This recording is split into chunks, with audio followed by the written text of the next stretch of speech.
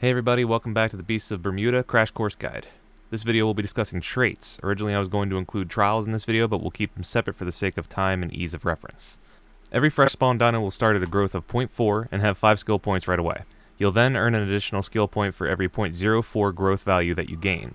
Here's a chart with a breakdown for how many points will be earned in total from 0.4 to 3.0. There are 30 traits and 3 points can be put into each, so even at 3.0 you'll still need 20 more points to be fully maxed out in your skill tree.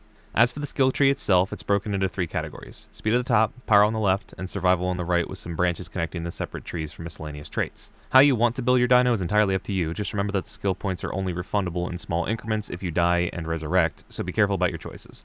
Dying also costs you growth, so it's not an ideal method of refunding skill points. It's worth mentioning that once you start throwing skill points into your tree, you'll need to have points in your lower tier skills before putting additional points into the connecting higher tiers. They'll all trace back to those 6 tier 1 inherits and follow a linear path from there, so you won't be able to throw 3 points into a tier 2 skill until you have 3 points in the tier 1 skill connecting it to the center.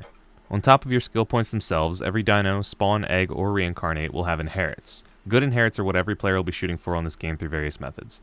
The way inherits are distributed is fairly simple. On your tree, you have chances of gaining inherits at 0.45, 0.6, 0.8, 1.0, and 1.2 respectively.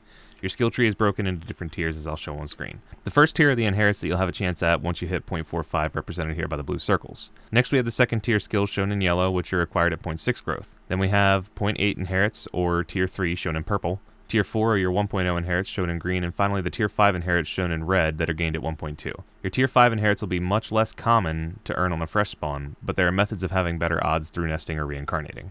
The best and most rare inherits are the +2 inherits. These are heavily farmed and sought after by players who try to get the best builds for their dinos. The most common yet still helpful inherits are the +1s. Additionally, depending on the circumstances, or in some cases terrible luck, you can get a negative inherit in a skill. More often this happens through a botched reincarnation of sorts or a bad egg, which we'll discuss in future videos, but you definitely do not want these inherits. It'll effectively make you have to put a skill point into that particular trait just to balance it back out at the effectiveness it had with no inherits or points in it. So that just about covers everything for the basics of the skill tree. Next video we'll go over trials, which will lead us to the following videos discussing reincarnating and nesting. So be sure you understand the basics before looking too heavily into the more advanced aspects. See y'all in the next one.